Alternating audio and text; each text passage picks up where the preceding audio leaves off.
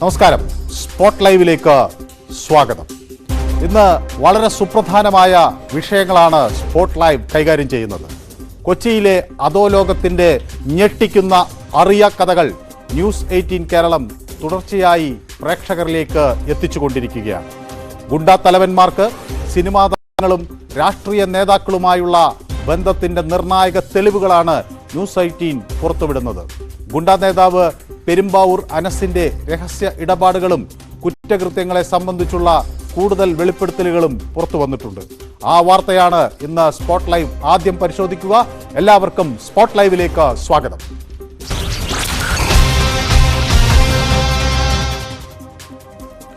തിരുവനന്തപുരം നെടുമ്പാശ്ശേരി തട്ടിക്കൊണ്ടുപോകൽ കേസുകളിൽ ഗുണ്ടാ നേതാവ് പെരുമ്പാവൂർ അനസിന്റെ പങ്കിന് തെളിവുകൾ ലഭ്യമായിരിക്കുന്നു. അനസിന്റെ സംഘാംഗമായിരുന്ന ഈട്ടൻ എന്ന ഷിർലിൻ ആണ് വെളിപ്പെടുത്തലുകളുമായി രംഗത്തെത്തിയിട്ടുള്ളത്. അനസിന്റെ നിർദ്ദേശപ്രകാരമാണ് നെടുമ്പാശ്ശേരി തട്ടിക്കൊണ്ടുപോകൽ നടപ്പാക്കിയതെന്ന് ഷിർലിൻ വെളിപ്പെടുത്തി. നെടുമ്പാശ്ശേരി തട്ടിക്കൊണ്ടുപോകൽ കേസിലെ പ്രതിയാണ് ഷിർലിൻ. ആ കേസിൽ 75 ദിവസത്തോളം ജയിലിൽ കിടന്ന ശേഷം പിന്നീട് നാടുവിടുകയായിരുന്നു. അനസ് കാരണമാണ് തനിക്ക് നാടുവിടേണ്ടി വന്നതെന്നും ഷിർലിൻ പറയുന്നു. അനസ് പെരുമ്പാവൂർ, അതായത് അനസ് എന്ന് ഇപ്പൊ ഞാൻ അനസ് എന്ന് വിളിക്കുന്നത്, അനസിന്റെ കൂടെ നിങ്ങളെ ആൾക്കാരെല്ലാം അനസ് പെരുമ്പാവൂർ എന്ന് പറയപ്പെടുന്ന അനസിന്റെ കൂടെ കുറെ നാളായിട്ട് ഉണ്ടായിരുന്ന ഒരു വ്യക്തിയാണ്. അനസ് മുഖാന്തരം നാട് ഉപേക്ഷിക്കേണ്ടി വന്ന ഒരാളാണ് ഞാൻ. അനസിന് വേണ്ടിയിട്ട് ഒരു കിഡ്നാപ്പിംഗ് കേസിൽ പ്രതിയായിട്ട് 73 ദിവസം കാക്കനാടും ആലുവായിട്ട് ജയിലിൽ കിടക്കേണ്ടി വന്നാൽ എന്നെ തിരിഞ്ഞും കൂടി നോക്കിയിട്ടില്ല. അതിൽ ഒരുപാട് ആൾക്കാർ ബന്ധപ്പെട്ടിട്ടുണ്ട്. ആകെ ബന്ധപ്പെട്ട ആൾക്കാരുടെ പേര് നമുക്കിപ്പോൾ ഇതിനകത്ത് പറയാൻ പറ്റില്ലല്ലോ. അനസിന് വേണ്ടിയിട്ട് കിഡ്നാപ്പിംഗ് കേസിൽ ബന്ധപ്പെട്ട് അനസിന് വേണ്ടിയിട്ട് ഒരുപാട് കാര്യങ്ങൾക്ക് വേണ്ടിയിട്ട് നമ്മൾ ഇറങ്ങി പുറപ്പെട്ടിട്ടുണ്ട്. അനസ് ഒന്നിനും നമ്മൾ എന്താക്കിയിട്ടില്ല, തിരിഞ്ഞു നോക്കിയിട്ടുള്ള ഒരു സപ്പോർട്ടും കാര്യങ്ങളില്ല. ആ കേസിന് പൈസയും വാങ്ങിച്ച് അഡ്വാൻസും വാങ്ങിച്ച് എല്ലാം വാങ്ങിച്ചിട്ട് ഒരു റിയാൽ പോലും, ഒരു രൂപ പോലും മനസ്സ് ആ കേസിന് വേണ്ടിയിട്ട് ഞങ്ങൾക്ക് വേണ്ടിയിട്ട് ചിലവാക്കിയിട്ടില്ല. ഞങ്ങൾക്ക് വേണ്ടി ചിലവാക്കിയത് ഞങ്ങളുടെ കുടുംബങ്ങളാണ്, എൻ്റെ ഫാമിലിയാണ് എന്നെ കേസിന് വേണ്ടിയിട്ട് നോക്കി എന്നെ പുറത്ത് ജാമ്യത്തിൽ 73 ദിവസമാണ് ഞാൻ അനസിൻ്റെ ഒരു കാര്യത്തിന് വേണ്ടിയിട്ട് നമ്മൾ അതിനകത്ത് കിടന്ന അനസിന്റെ പേര് പോലും നമ്മൾ അതിനകത്ത് വലിച്ച് കൊണ്ടുവന്നിട്ടില്ല. അനസിന്റെ പേര് പോലും ഞങ്ങൾ പറഞ്ഞിട്ടില്ല. ഞങ്ങൾക്ക് അനസിന്റെ പേര് പറഞ്ഞ് രക്ഷപ്പെടാമായിരുന്നു, പക്ഷെ ഞങ്ങൾ അനസിന്റെ പേര് പോലും പറഞ്ഞിട്ടില്ല. ഞങ്ങൾ അത്രയും ആത്മാർത്ഥമായിട്ട് നിന്നതാണ്, ഞാനടക്കം. ഞാനിപ്പോൾ എൻ്റെ കാര്യമാണ് പറയണം. ഞാൻ അത്രയും ആത്മാർത്ഥമായിട്ട് അനസിന്റെ കൂടെ അനസ് തിരിഞ്ഞും കൂടി നോക്കിയില്ല.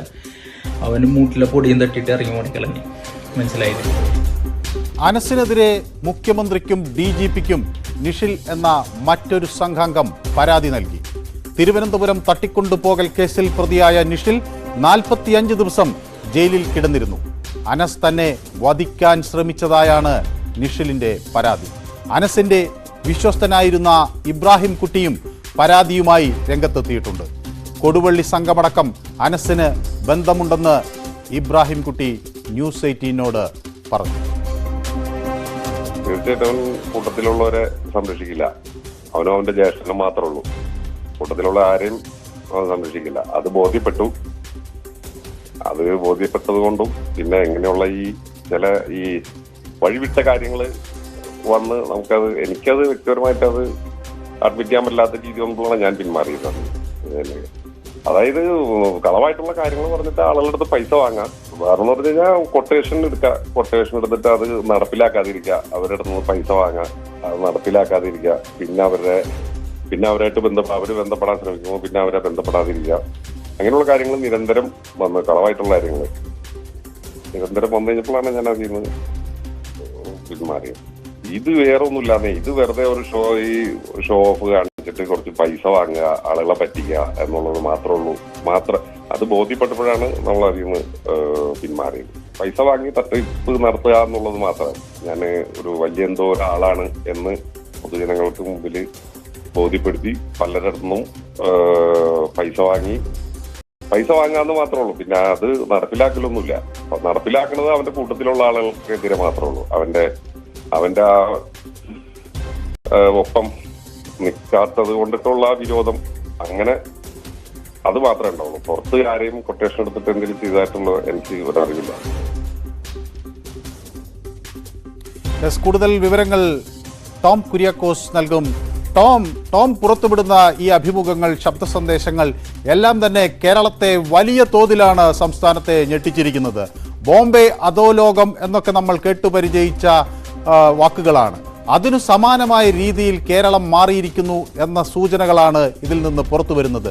സിനിമാ കഥകളെ വല്ലുന്ന തരത്തിലുള്ള ചില കഥകളാണ് അല്ലെങ്കിൽ യാഥാർത്ഥ്യങ്ങളാണ് ഇപ്പോൾ നമ്മൾ ഇവരിൽ നിന്നൊക്കെ കേൾക്കുന്നത്. ഈ പുതിയ സംഘാംഗങ്ങൾ അല്ലെങ്കിൽ ഈ സംഘാംഗങ്ങൾ പുതിയതായി നടത്തുന്ന വെളിപ്പെടുത്തലുകൾ എത്രമാത്രം ഗൗരവമേറിയതാണ്? മനു സൂചിപ്പിച്ചതുപോലെ തന്നെ സിനിമാ കഥകളെ പോലും വെല്ലുന്ന രീതിയിലുള്ള കഥകളാണ് നമ്മളിപ്പോൾ കേട്ടുകൊണ്ടിരിക്കുന്നത്. അതായത് പെരുമ്പാവൂർ അനസിന്റെ സംഘാംഗങ്ങളിൽ നിന്നും കേട്ടുകൊണ്ടിരിക്കുന്നത്. ആദ്യം ന്യൂസ് 8 നൽകിയ അഭിമുഖത്തിൽ പെരുമ്പാവൂർ അനസിന്റെ വിശ്വസ്തനായിരുന്ന ഔറംഗസേബാണ് ഈ കൊച്ചി അധോലോകത്തെ കുറിച്ചുള്ള പുതിയ കാര്യങ്ങൾ തുറന്നു പറഞ്ഞത്. അതിനു മുൻപൊക്കെ നമ്മൾ കേട്ടിട്ടുള്ള ഈ തമ്മന ഷാജിയെ പോലെ അല്ലെങ്കിൽ ഭായ് നസീർ, മരട് അനീഷ്, തമ്മനം ഫൈസൽ ഉൾപ്പെടെയുള്ള ഗുണ്ടാ നേതാക്കന്മാർ ചെയ്തിരുന്ന പ്രവർത്തനങ്ങളെ കുറിച്ച് അറിയാം. അതായത് തട്ടിക്കൊണ്ടുപോകലും കൊട്ടേഷൻ ഏറ്റെടുത്തുള്ള കൊലപാതകങ്ങളൊക്കെ ആയിരുന്നുവെങ്കിൽ പെരുമ്പാവൂർ അനസ് എന്ന ഗുണ്ടാ തലവന്റെ രീതി ഇവരിൽ നിന്നെല്ലാം വ്യത്യസ്തമാണ്. കഴിഞ്ഞ 10 വർഷം, അതായത് കഴിഞ്ഞ 10 വർഷത്തിനിടെയാണ് പെരുമ്പാവൂർ അനസ് കൊച്ചി അധോലോകത്തെ കീഴടക്കുന്നത്. അതായത് ഔറംഗസേബ് തന്നെ പറയുന്നുണ്ട് 300ഓളം ഗുണ്ടകൾ പെരുമ്പാവൂർ അനസിന്റെ കീഴിലുണ്ടെന്ന്. അതിൽ ഒരാളായിരുന്നു, അതല്ലെങ്കിൽ പെരുമ്പാവൂർ അനസിന്റെ വിശ്വസ്തനായിരുന്നു, വലങ്കയായിരുന്നു ഔറംഗസേബ്. ഇതോടൊപ്പം ഏറ്റവും ഒടുവിൽ നമ്മോട് വെളിപ്പെടുത്തൽ നടത്തിയ ഇബ്രാഹിം കുട്ടി പെരുമ്പാവൂർ അനസിന്റെ ഏറ്റവും വിശ്വസ്തൻ. ഇങ്ങനെയുള്ള പെരുമ്പാവൂർ അനസിനൊപ്പം ഉണ്ടായിരുന്ന ഗുണ്ടകളാണ്, ഗുണ്ടാ സംഘാംഗങ്ങളാണ് ഇപ്പോൾ അനസിൽ നിന്നും വേർപിരിഞ്ഞ് അനസിനെതിരെ പോർവിളി നടത്തിക്കൊണ്ട്, അതായത് പരസ്യമായി തന്നെ വെല്ലുവിളി നടത്തിക്കൊണ്ട് ഇപ്പോൾ രംഗത്തെത്തിയിരിക്കുന്നത്. പെരുമ്പാവൂർ അനസിനെ പുറം ലോകത്തിന് മുന്നിൽ തുറന്നു കാട്ടുകയാണ് അദ്ദേഹത്തിനൊപ്പം ഉണ്ടായിരുന്ന, അനസിനൊപ്പം ഉണ്ടായിരുന്ന ആളുകൾ. അതുപോലെ തന്നെ ടോം, ഈ തിരുവനന്തപുരം നെടുമ്പാശ്ശേരി തട്ടിക്കൊണ്ടുപോകൽ കേസുകൾ വലിയ തോതിൽ മാധ്യമങ്ങൾ ചർച്ച ചെയ്തതാണ്. ഈ സ്വർണ്ണക്കടത്തുമായി ബന്ധപ്പെട്ട് ഒക്കെ ഉള്ള ഇത്തരം തട്ടിക്കൊണ്ടുപോകൽ കേരളത്തിൽ അടുത്തിടെയൊക്കെ നമ്മൾ ഇത് സംബന്ധിച്ച വാർത്തകളും നൽകുകയൊക്കെ ചെയ്തിരുന്നു. ഈ തിരുവനന്തപുരം നെടുമ്പാശ്ശേരി തട്ടിക്കൊണ്ടുപോകലിൽ എന്താണ് അതിന്റെ ഒരു അനസിനുള്ളൊരു പങ്ക്? തിരുവനന്തപുരം നെടുമ്പാശ്ശേരി തട്ടിക്കൊണ്ടുപോകൽ കേസുകളിൽ പെരുമ്പാവൂർ അനസിന്റെ പങ്ക് കൂടി ഈ പുതിയ വെളിപ്പെടുത്തലിലൂടെ പുറത്തു വന്നിരിക്കുകയാണ്. ഇട്ടൻ ഷിർലിൻ, അതായത് അനസിന്റെ സംഘാംഗമായിരുന്ന ഷിർലിനാണ് പുതിയ വെളിപ്പെടുത്തൽ നടത്തിയത്. അനസിന്റെ നിർദ്ദേശപ്രകാരമാണ് നെടുമ്പാശ്ശേരി തട്ടിക്കൊണ്ടുപോകൽ നടപ്പാക്കിയതെന്നാണ് ഷിർലിൻ വീഡിയോ സന്ദേശത്തിലൂടെ തുറന്നു പറയുന്നത്. നെടുമ്പാശ്ശേരി തട്ടിക്കൊണ്ടുപോകൽ കേസിലെ പ്രതിയായിരുന്നു ഈ ഷിർലിൻ.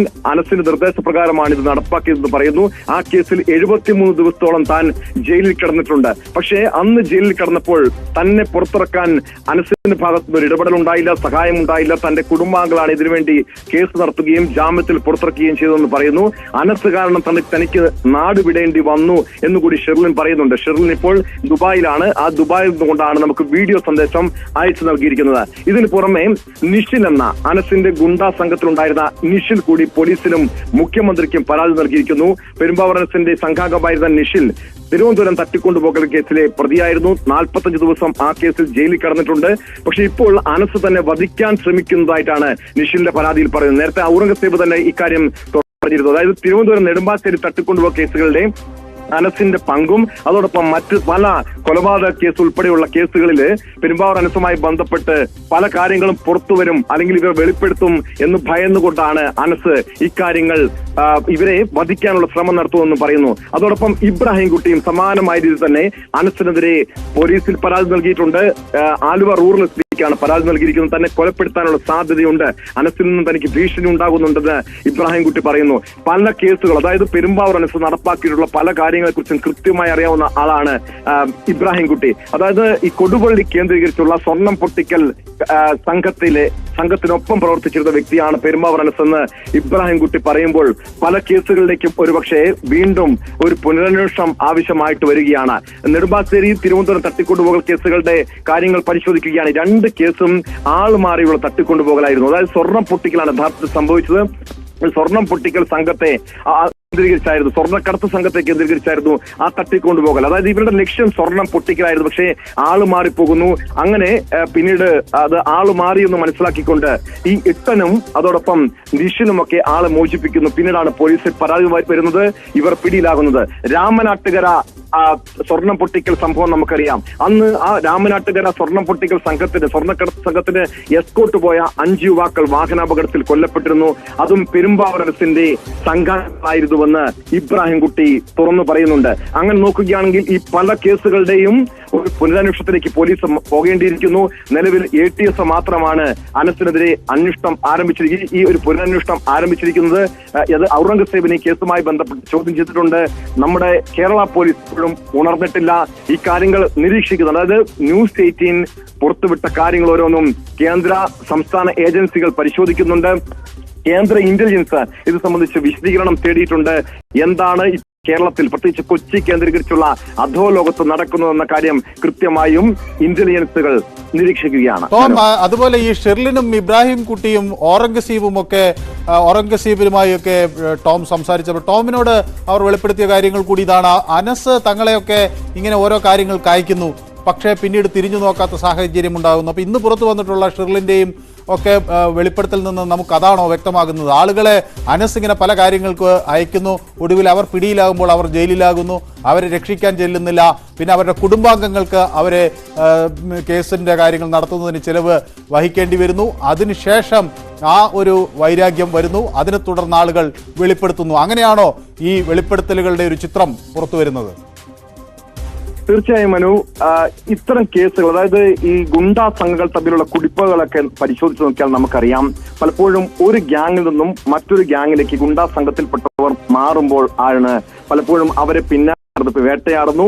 ഗുണ്ടാ കുടിപ്പകയുടെ ഭാഗമായ ആക്രമണങ്ങളൊക്കെ ഉണ്ടാകാറുണ്ട്. പക്ഷെ ഇത് വ്യത്യസ്തമാണ്. അതായത് പെരുമ്പാവൂർ അനസിനു വേണ്ടി പല കൊട്ടേഷനുകളും നടപ്പാക്കിയിരുന്നവർ അവരാണ് ഇബ്രാഹിംകുട്ടിയും ഔറംഗസേബും നിഷിലും ഇട്ടനുമൊക്കെ. അവരാണ് വെളിപ്പെടുത്തൽ നടത്തുന്നത്, ഈ പുതിയ വെളിപ്പെടുത്തലുകൾ നടത്തുന്നത്. തങ്ങളാണ് അനസിന് വേണ്ടി കാര്യങ്ങൾ ചെയ്തത്. ഒരു കേസിൽ പോലും അനസിന്റെ പേര് തങ്ങൾ പുറത്തു പറഞ്ഞിരുന്നില്ല. പക്ഷേ നിലവില് പെരുമ്പാവൂർ അനസ് തങ്ങളുടെ സുഹൃത്ത് ഉറ്റ ചങ്ങാതിയായിരുന്ന ഉണ്ണിക്കുട്ടനെ കൊലപ്പെടുത്തുന്നു. ഉണ്ണിക്കുട്ടനെ കർണാടകയിൽ കൊണ്ടുപോയി കൊലപ്പെടുത്തിയപ്പോൾ തന്നെ ഇവർ ഭയക്കുന്നുണ്ട്, നാളെ ഉണ്ണിക്കുട്ടന്റെ ഗതി തങ്ങൾക്കും വന്നേക്കാം. അതായത് പെരുമ്പാവൂർ അനസല്ല ഇതിനൊന്നും കാര്യങ്ങളൊന്നും നടപ്പാക്കുന്നത്. അനസിന്റെ സംഘത്തിലുള്ളവരെ വെച്ച് പിന്നീട് ഈ ഗ്യാങ്ങിൽ നിന്നും മാറുന്നവരെ വകവരുത്തുന്ന ഒരു രീതി പെരുമ്പാവൂർ അനസിനുണ്ട്. ഈ ഒരു കാര്യം പരിശോധിക്കുമ്പോഴാണ് ഇവരും ഇപ്പോൾ ഇക്കാര്യങ്ങളൊന്നും പൊതുസമൂഹത്തോട് തുറന്നു പറഞ്ഞില്ലെങ്കിൽ, പുറംലോകത്ത് ഈ കാര്യങ്ങളൊന്നും അറിഞ്ഞില്ലെങ്കിൽ നാളെ തങ്ങൾക്കും ഇത്തരം ഗതികൾ വരാം. നിലവില് ഇബ്രാഹിംകുട്ടിയെയും നിഷിലിനെയും പെരുമ്പാവൂർ അനസ് വധിക്കാനുള്ള ശ്രമം 2-3 തവണ നടപ്പാക്കിയിരുന്നുവെന്ന് ഔറംഗസേബാണ് തുറന്നത്. അതായത് ഔറംഗസേബിനെ ഇതുമായി പെരുമ്പാവൂർ അനസിന്റെ രീതികളെല്ലാം കൃത്യമായി അറിയാം. പെരുമ്പാവൂർ അനസ് കാര്യങ്ങൾ, അതായത് ഒരു കൊട്ടേഷൻ പ്രവർത്തനങ്ങൾ പോലും നടപ്പാക്കിയിട്ടില്ല, ഇവരെ കൊണ്ട് ചെയ്യിപ്പിക്കുകയാണ് ചെയ്യുന്നത്. അതായത് തങ്ങൾ പെരുമ്പാവൂർ അനസിന് വേണ്ടി ഇരകളാകുന്നു എന്നാണ് ഇപ്പോൾ ഈ യാഥാർത്ഥ്യം മനസ്സിലാക്കുന്നു. ചിലരൊക്കെ, അതായത് നിഷിനെ പോലുള്ളവർ നിലവില് ഈ കൊട്ടേഷൻ പ്രവർത്തനങ്ങളൊക്കെ അവസാനിപ്പിച്ച് മറ്റ് ഒരു സ്വൈര്യ ജീവിതത്തിലേക്ക് മാറിയിരിക്കുന്നു. അതുകൊണ്ട് തന്നെ അവർ മുന്നിൽ വന്ന് കാര്യങ്ങൾ തുറന്നു പറയാൻ ആഗ്രഹിക്കുന്നില്ല. പക്ഷെ മുഖ്യമന്ത്രിക്ക് നൽകിയ പരാതിയിൽ ഇക്കാര്യം ചൂണ്ടിക്കാണിക്കുന്നുണ്ട്. താൻ തിരുവനന്തപുരം തട്ടിക്കൊണ്ടുപോകൽ കേസിലെ പ്രതിയാണെന്ന് നിഷിൽ പറയുന്നു. തനിക്ക് വധഭീഷണി ഉണ്ടെന്ന് പറയുന്നു. ഇക്കാര്യങ്ങളാണ് പോലീസിന് മുൻപാകെ പറഞ്ഞിരിക്കുന്നത്. സ്വാഭാവികമായും വരും ദിവസങ്ങളില് ഈ പരാതികളുടെയും വെളിപ്പെടുത്തലിന്റെയും അടിസ്ഥാനത്തിൽ ചോദ്യം ചെയ്യലുണ്ടാകാം. പെരുമ്പാവൂർ അനസ് എന്ന ഗുണ്ടാ തലവനെ കേന്ദ്രീകരിച്ച് അന്വേഷണം ഉണ്ടാകാം. നിലവിൽ അനസ് ദുബായിലാണ്, വ്യാജ പാസ്പോർട്ടിലാണ് നാട് വിട്ടിരിക്കുന്നത്. ഈ ഒരു കാര്യം കൂടി ശ്രദ്ധിക്കേണ്ടത്, പെരുമ്പാവൂർ അനസിന് വേണ്ടി കാര്യങ്ങൾ നടപ്പാക്കിയിരുന്നവർ, അതായത് അനസിന്റെയും ഗുണ്ടാ സംഘത്തിലെ പ്രധാനികൾ കൂറുമാറിയിരിക്കുന്നു. അനസിനെതിരെ അവർ പോർവിളി മുഴക്കുന്നു. അവർ പരസ്യമായി തന്നെ പറയുന്ന ഇക്കാര്യങ്ങൾ തുറന്നു പറയുമ്പോൾ സ്വാഭാവികമായും നമ്മുടെ പോലീസും ഇവിടുത്തെ ഭരണ സംവിധാനങ്ങളും ഉണരേണ്ട സമയമാണ്. കാരണം വരും ദിവസങ്ങളിൽ ഇത്തരമൊരു ഗുണ്ടാ കുടിപ്പകയുടെ ഭാഗമായിട്ടുള്ള ആക്രമണങ്ങൾക്ക് പോലും കേരളം സാക്ഷ്യം വഹിച്ചേക്കാം എന്നൊരു മുന്നറിയിപ്പ് ഔറംഗസേബ് നേരത്തെ നൽകിയിരുന്നു.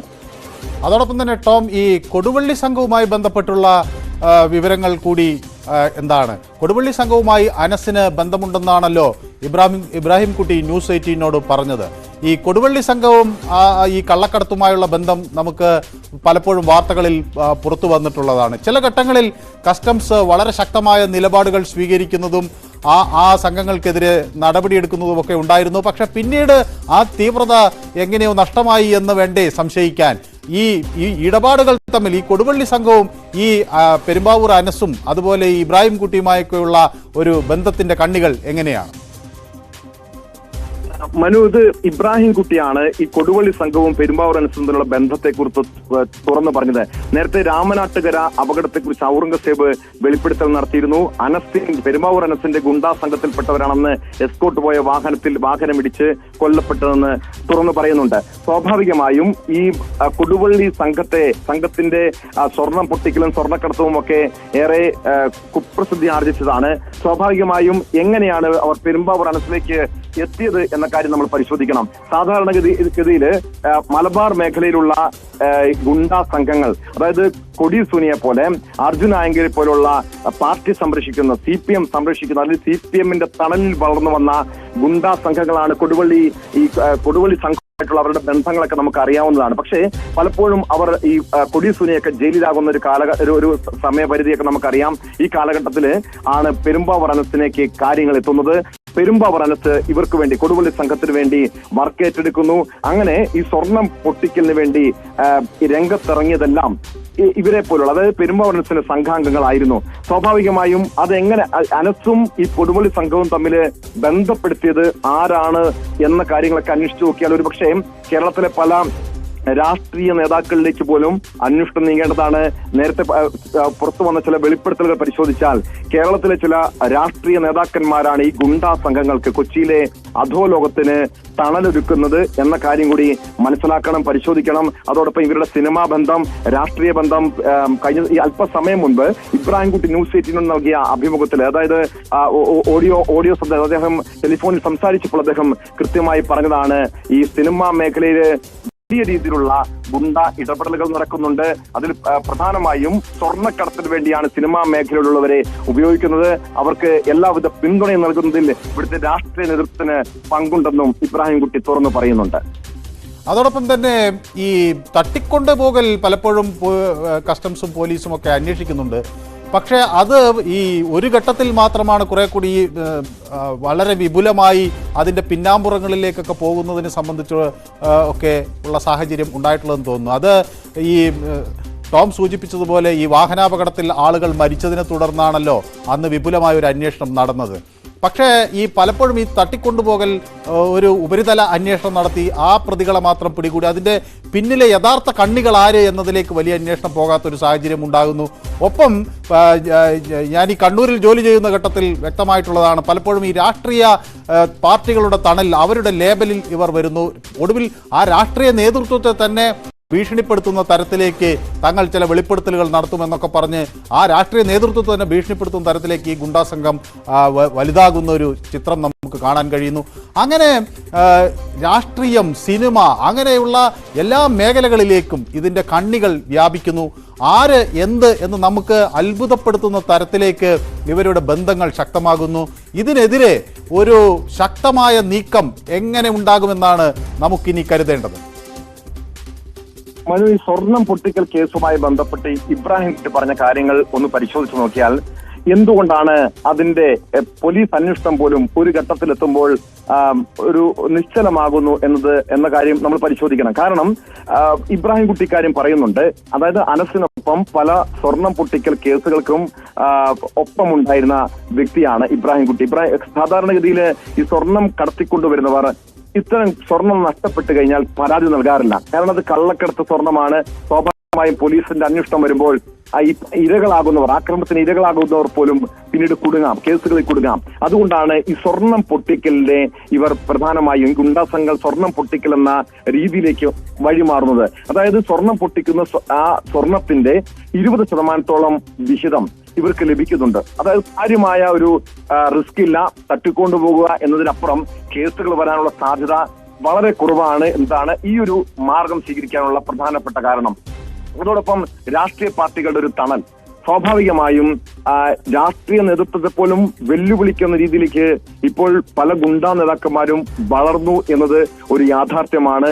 നേരത്തെ മനു സൂചിപ്പിച്ചതുപോലെ അർജുൻ ആയങ്കിയെ പോലുള്ളവർ അവർ ഡിവൈഎഫ്ഐ നേതൃത്വത്തെ വെല്ലുവിളിച്ച് രംഗത്തെത്തിയിട്ടും അവർക്കെതിരെ എന്ത് നടപടി നമ്മുടെ പോലീസ് സ്വീകരിച്ചു എന്നതൊരു ചോദ്യചിഹ്നം തന്നെയാണ്.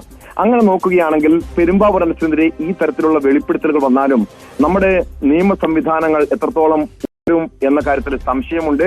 കാരണം പോലീസോ മറ്റ് ഏജൻസികളോ അന്വേഷിച്ച് ചെല്ലുമ്പോൾ സ്വാഭാവികമായും പല രാഷ്ട്രീയ നേതാക്കന്മാർക്ക് നേരെ പോലും കൈവിരൽ ചൂണ്ടാം. അതുകൊണ്ട് തന്നെ ഇത്തരം കേസുകളുടെ അന്വേഷണം പോലും ഒരു ഘട്ടത്തിലെത്തുമ്പോൾ ഒരു പൂർണ്ണമായി സ്തംഭിക്കുന്ന അവസ്ഥയുണ്ടാകാം. അതായിരിക്കും ഈ വെളിപ്പെടുത്തലുകളുടെ പശ്ചാത്തലത്തിൽ യഥാർത്ഥത്തിൽ പെരുമ്പാവൂർ അനസിനെതിരായ കേസുകളിലും സംഭവിക്കാൻ പോകുന്നത്. പക്ഷേ ഔറംഗസേബും ഇബ്രാഹിം കുട്ടിയും നിഷിലും ഇട്ടനുമെല്ലാം ഈ പരസ്യമായി തന്നെ പരാതിയുമായി മുന്നോട്ട് പോകുമ്പോൾ വെളിപ്പെടുത്തലുമായി മുന്നോട്ട് പോകുമ്പോൾ നമ്മുടെ അന്വേഷണ ഏജൻസികൾ ഇനിയെങ്കിലും ഉണർന്നില്ലെങ്കിൽ ഭാവിയിൽ ഇത് വലിയ ഈ കൊച്ചി അധോലോകം നമുക്ക് ചിന്തിക്കാൻ കഴിയുന്നത് അപ്പുറം വലിയ ഒരു സംവിധാനമായി അതല്ലെങ്കിൽ ഒരു സമാന്തര സംവിധാനമായി മാറാനുള്ള സാധ്യത പോലുമുണ്ട്. ഒരു മുന്നറിയിപ്പായിട്ട് തന്നെയാണ് ഈ വെളിപ്പെടുത്തലുകൾ. അതോടൊപ്പം തന്നെ ടോം, ഈ പ്രതികൾ പലരും 45 ദിവസം കഴിയുമ്പോഴേക്കും ഇവർക്ക് ജാമ്യം കിട്ടുന്നു. സ്ഥിരം കുറ്റവാളികളെ നിരീക്ഷിക്കാൻ ഒരു സംവിധാനമില്ലേ? അത്തരത്തിൽ കോടതികളെ ഇത് ബോധ്യപ്പെടുത്തേണ്ട ഒരു ഉത്തരവാദിത്വം കൂടി നമ്മുടെ ഭരണ സംവിധാനങ്ങൾക്കില്ലേ? സ്ഥിരം കുറ്റവാളികളാകുക, എന്നിട്ട് 45 ദിവസം കഴിയുമ്പോൾ അവർക്ക് ജാമ്യം ലഭിക്കുക, അവർ അടുത്ത കുറ്റകൃത്യങ്ങളിലേക്ക് ഏർപ്പെടുത്തുക, അല്ലെങ്കിൽ നാട് വിടുക. ഈ തരത്തിലേക്ക് എങ്ങനെ ഇത് സാധ്യമാകുന്നു എന്നത് ഒരു വശത്ത് ചോദ്യചിഹ്നമാകുന്നു. മാത്രമല്ല, ഇവർക്ക് ഇങ്ങനെ വളരെ എളുപ്പത്തിൽ നിയമസഹായം ലഭ്യമാകുന്നു, അതുപോലെ തന്നെ ഇതിനൊക്കെയുള്ള വിവരങ്ങൾ ലഭിക്കുന്നു. പ്രധാനമായും ഈ അന്തർദേശീയ ബന്ധങ്ങൾ കൂടി ഇതിൽ വരുന്നുണ്ട്. കാരണം വിദേശത്ത് നിന്ന് സ്വർണം ഇന്ന വിമാനത്തിൽ ഇന്ന ആളുടെ കയ്യിൽ ഇത്ര മണിക്ക് ഇവിടെ എത്തും എന്ന് വ്യക്തമായ ഒരു സന്ദേശം ലഭിച്ചതിൻ്റെ അടിസ്ഥാനത്തിലാണല്ലോ ഈ സ്വർണം പൊട്ടിക്കാനൊക്കെ പോകുന്നത്. അപ്പോൾ ഇത്രമാത്രം വലിയ ബന്ധങ്ങൾ ഉണ്ടാകുന്നു, ഇവർക്ക് എളുപ്പത്തിൽ ഈ നിയമ സഹായം ലഭിക്കുന്നു, ഇവർ നിരന്തരം സ്ഥിര കുറ്റവാളികളാണ് എന്ന് കോടതിയോ നിയമ സംവിധാനങ്ങളെയോ ബോധ്യപ്പെടുത്തുന്നതിൽ അന്വേഷണ ഉദ്യോഗസ്ഥരുടെ ഭാഗത്തുനിന്ന് വീഴ്ച പറ്റുന്നു. ഇതൊക്കെ കൂടി എങ്ങനെയാണ് നമ്മൾ കൂട്ടി വായിക്കേണ്ടത്? മനു, അതില് നമ്മൾ കാണേണ്ട കാര്യം, ഇവർ പരസ്യമായി വെല്ലുവിളിച്ചുകൊണ്ട്, അതായത് നിയമ സംവിധാനങ്ങളെയൊക്കെ വെല്ലുവിളിച്ചുകൊണ്ട് ഇങ്ങനെ രംഗത്ത് വരുമ്പോൾ സ്വാഭാവികമായും ഇവരുടെ ഒരു ബന്ധങ്ങൾ പരിശോധിക്കേണ്ടതാണ്. നമുക്കറിയാം, കൊച്ചിയിലെ ലീന മരിയ പോളിന്റെ ബ്യൂട്ടി പാർലർ വെടിവെപ്പ് കേസ്. ഈ വെടിവെപ്പ് കേസില് രവി പൂജാരി എന്ന അധോലോക കുറ്റവാളിയിലേക്ക് അന്വേഷണം എത്തിയതാണ്. അങ്ങനെ ഈ കൊച്ചിയിലെ പല കൊട്ടേഷൻ സംഘങ്ങൾക്കും അധോലോക, അതായത് ഒരു രവി പൂജാരിയെ പോലുള്ള വലിയ കൊടും കുറ്റവാളികളുമായി ബന്ധമുണ്ട് എന്ന് കേട്ടപ്പോൾ ആദ്യഘട്ടത്തില് മലയാളികൾ പോലും സംശയിച്ചതാണ് ഇതൊക്കെ യാഥാർത്ഥ്യമാണോ എന്നത്. പക്ഷെ പിന്നീടാണ് ഇതുമായി ബന്ധപ്പെട്ട പല വെളിപ്പെടുത്തലുകളും പുറത്തു വന്നത്. ഇപ്പോൾ നമ്മൾ ശ്രദ്ധിക്കേണ്ടത്, പല ഗുണ്ടകളുടെയും കയ്യിൽ തോക്കുകളുണ്ട്, അതായത് ലൈസൻസ് ഇല്ലാത്ത തോക്കുകളാണ്. എങ്ങനെ ഇവർക്ക് ഈ തോക്കുകൾ കിട്ടി എന്ന കാര്യം പ്രധാനമായും പരിശോധിക്കണം. അങ്ങനെയെങ്കിലും ഒരു ആയുധക്കടത്ത് ിലേക്ക് പോലും ഒരുപക്ഷെ അന്വേഷണം പോകേണ്ടതില്ലേ? എങ്ങനെ? കാരണം മനസ്സിലാക്കിയതനുസരിച്ച്, ഔറംഗസേബ് പറഞ്ഞതനുസരിച്ച് പെരുമ്പാവൂർ അനസിന്റെ കയ്യിൽ മാത്രം 3 തോക്കുകളുണ്ട് എന്നാണ്. അത് വടക്കേ ഇന്ത്യയിൽ നിന്നാണ് ലഭിച്ചത് എന്ന് പറയുന്നു. അങ്ങനെയെങ്കിൽ ആരാണത് നൽകിയത്? എങ്ങനെ ഇവർക്ക് ആയുധം എത്തുന്നു? ഒരു പെരുമ്പാവൂർ അനസിന്റെ കയ്യിൽ മാത്രം 3 തോക്കുണ്ടെങ്കിൽ അയാളുടെ സംഘങ്ങളുടെ കയ്യിൽ തോക്കുകളുണ്ടോ? അക്കാര്യങ്ങളൊക്കെ പരിശോധിക്കേണ്ടതല്ലേ? എന്തുകൊണ്ട് ഇതൊക്കെ ഇത്തരം വിവരങ്ങളൊക്കെ ഓരോന്നും പുറത്തു വന്നിട്ടും പോലീസ് ആ രീതിയിൽ അന്വേഷിക്കാത്തത്? മറ്റൊന്ന്, ഇവരുടെ രാജ്യാന്തര അന്തർദേശീയ ബന്ധങ്ങളാണ്. സ്വാഭാവികമായും മനു സൂചിപ്പിച്ചതുപോലെ വിദേശ രാജ്യങ്ങളിൽ നിന്നും സ്വർണം കടത്തി ഇവിടെ എത്തിക്കുന്ന ഇൻഫർമേഷൻ ഇവർക്ക് ലഭിക്കുന്നതിൽ മറ്റു രാജ്യാന്തര കള്ളക്കടത്ത് സംഘങ്ങളുടെ ബന്ധം ഉൾപ്പെടെ പരിശോധിക്കേണ്ടതാണ്. ഇത് സ്വർണം, പെരുമ്പാവൂർ അനസ് വിദേശത്തേക്ക് കടന്നത്, ദുബായിലേക്ക് കടന്നത് സ്വർണം കടത്താൻ വേണ്ടിയാണെന്ന് പറയുന്നു. അതായത് അതിന്റെ ഒരു ലാഭം മനസ്സിലാക്കിയിട്ടായിരിക്കണം അത്തരം ഒരു ഇടപാടുകളിലേക്ക് പെരുമ്പാവൂർ അനസ് കടക്കുന്നത്. അർജുനായങ്കിയും കൊടീസിനിയും ഒക്കെ ഈ സ്വർണം പൊട്ടിക്കലിന്റെ വലിയൊരു ലാഭം കൊയ്ത വ്യക്തികളാണ്. സ്വർണം പൊട്ടിക്കലിന്റെ റിസ്ക് ഇല്ല എന്ന് തന്നെയാണ് ഇവരെ സംബന്ധിച്ച് ആ ഒരു നിയമവിരുദ്ധ നടപടികളിലേക്ക് കടക്കാനുള്ള ഒരു പ്രേരണയാകുന്നത്. സ്വാഭാവികമായും കൊട്ടേഷൻ പ്രവർത്തനങ്ങൾക്കപ്പുറം ഈ കൊച്ചി അധോലോകത്തിന്റെ, അതോടൊപ്പം കേരളത്തിലെ മറ്റു ഗുണ്ടാ സംഘങ്ങളുടെ നിയമവിരുദ്ധ പ്രവർത്തനങ്ങൾ ഉൾപ്പെടെ പരിശോധിക്കേണ്ടതാണ്. വളരെ വ്യക്തമാണ്. ഏതായാലും ടോം പുറത്തുവിടുന്ന ഈ വാർത്തകൾ കേരളത്തെ അക്ഷരാർത്ഥത്തിൽ ഞെട്ടിക്കുന്നതാണ്. അന്വേഷണ സംഘത്തിൻ്റെ പോരായ്മകളിലേക്കാണ് ഇത് വിരൽ ചൂണ്ടുന്നത്. നിയമ സംവിധാനങ്ങൾ ഉണർന്നു പ്രവർത്തിക്കേണ്ട ആവശ്യകതയിലേക്കാണ് ഈ വസ്തുതകൾ വിരൽ ചൂണ്ടുന്നത്. അതുകൊണ്ട് തന്നെ ഉത്തരേന്ത്യയിൽ നമ്മൾ കേട്ട് പരിചയിച്ചിട്ടുള്ള ആ ഗുണ്ടാ സംവിധാനങ്ങളോട് അതിനേക്കാൾ മികവുറ്റ രീതിയിൽ കേരളത്തിൽ ഗുണ്ടാ സംഘങ്ങൾ മത്സരിക്കുന്നു എന്ന് കേൾക്കുമ്പോൾ ആരും അത്ഭുതപ്പെട്ടു പോകുന്ന ഒരു സാഹചര്യമാണ് ഉള്ളത്. കേരളത്തിൽ ഇങ്ങനെ ഗുണ്ടകൾക്കും അതുപോലെ കേരളത്തിൽ ഇങ്ങനെ ഈ കൊള്ളക്കാർക്കും അല്ലെങ്കിൽ ഇതുപോലെ ഉള്ള സംഘങ്ങൾക്കും മാഫിയ സംഘങ്ങൾക്കും ഒരുപക്ഷെ പണ്ടൊക്കെ ഇറ്റലിയിലൊക്കെ നമ്മൾ കേട്ടുപരിചയിച്ച ഈ മാഫിയ സംഘങ്ങൾ കേരളത്തിലും അതേ മാതൃകയിൽ വളരുന്നു എന്ന് കേൾക്കുമ്പോൾ, അതേ മാതൃകയിൽ സുരക്ഷിതമായി താവളങ്ങൾ ഒരുക്കുന്നു എന്ന് കേൾക്കുമ്പോൾ പലപ്പോഴും നമുക്ക് ആശ്ചര്യം വരുന്ന രീതിയിലേക്കാണ് വാർത്തകൾ വരുന്നത്. ഏതായാലും ഇതിൻ്റെ കൂടുതൽ വിവരങ്ങൾ വരും ദിവസങ്ങളിലുള്ള ബുള്ളറ്റിനുകളിലും സ്പോട്ട് ലൈവിലും നമുക്ക് നൽകാൻ കഴിയും.